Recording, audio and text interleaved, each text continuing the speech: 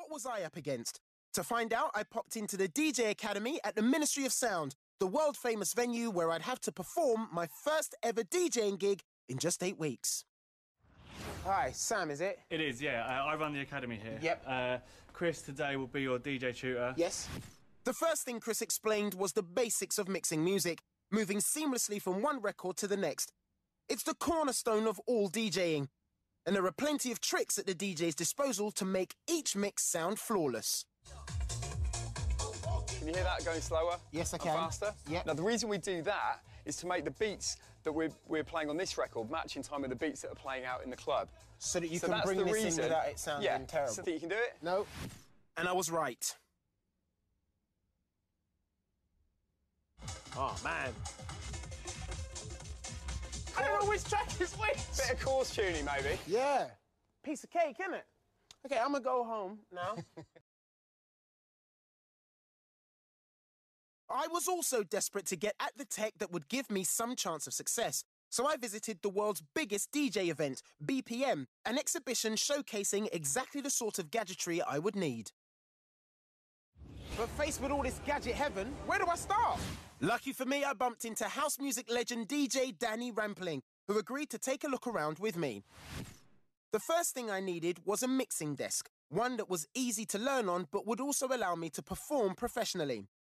We checked out a number of the very best before I settled on the Traktor S4. This has opened up a whole new realm of creativity.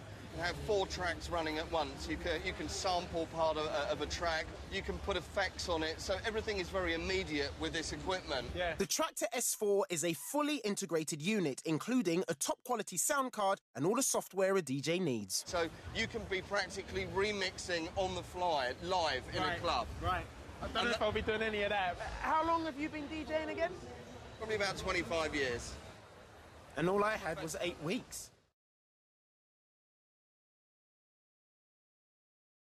I was also grafting away with the tech.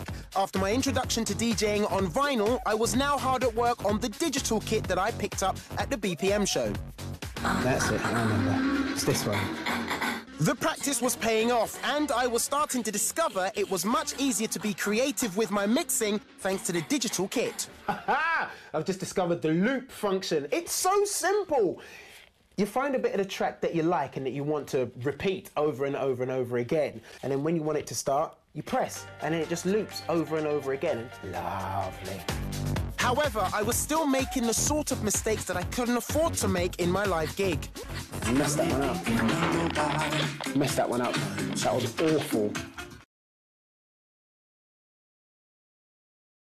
After weeks of practice, I was back at the Ministry of Sound. With time fast running out, I wanted to eyeball the venue. So this is where I'm going to perform in front of hundreds of house music fans who are more used to admiring the skills of the world's best DJs. Yeah, I don't think my mum can help me out with this one. Weeks before, I'd been a disaster on vinyl. So what would my mentor Chris now make of my digital mixing skills? Wicked. Excellent. Yeah, really good. You're getting there. There you go. Check you out. Thanks to the tech, my hard work and Chris's guidance, I now had a glimmer of hope. I've got to ask you, Chris, do you think I can do it? To be honest, when you came the first time on the vinyl, I was not a hope in hell's chance. OK. Today, seeing what you've done with that, you've got a very good chance of pulling it off. Cool. That's what I needed to hear, even if it's not true. I'd arrived at the Ministry of Sound. This was the moment I'd devoted 8 weeks of my life to. Oh, no. They're going to expect quality now, aren't they, looking at that picture? Look like a DJ, don't I? Let's hope I can play like one. I was honoured that I'd been allowed to take my DJing challenge here. It doesn't get bigger than this. And I'd be using my trusty Traktor S4 digital mixing desk and my Sennheiser headphones. After weeks together, these were like old friends. And I've learned some tricks. I intend to use the sample deck to fire up a few wee surprise sound bites. Have a listen to this. DJ Ortis, yeah, baby! As my DJ slot got ever closer, the crowds were growing. The flyer had brought in hundreds of people keen to see if I would excel or fall flat on my face. The pressure was really beginning to mount. I was so nervous, I was struggling to think. All those buttons, all those sliders, they're starting to look weird to me now, so I just want to get in there, get it done, and then I'll be able to enjoy it. The time for talking was over. Make some noise for Ortis Deley! Here we go. Right, where's the play button? I felt really nervous and the crowd seemed to share my worry. I needed to work hard just to get the punters going. My first big test was mix number 1.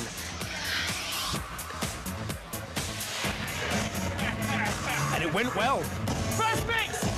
Yes! In the net! Get in! What's next? Ah! Chris and Sam from the Ministries Academy and the crowd would tell me whether my set was a success and if I'd achieved my challenge.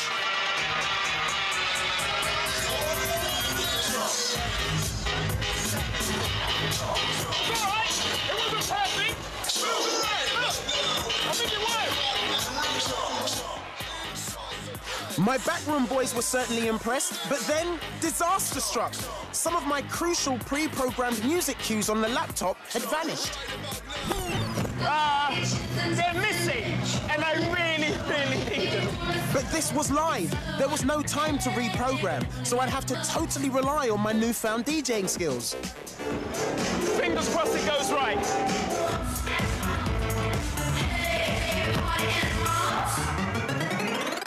Look at that. You're doing that. Look at that.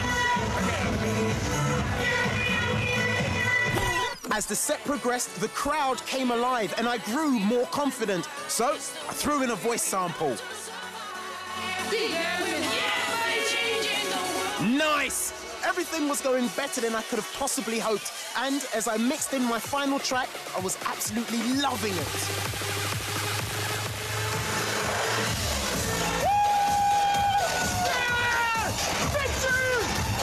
It was a triumphant end to my first ever DJ set, but had I done enough to win my challenge? It was incredible. Thank you very Absolutely much. incredible. To your credit, you nailed it. You know what I mean? It was good, really good. So no, congratulations. Thanks very much. Oh, superstar DJ. Thank you. Brilliant.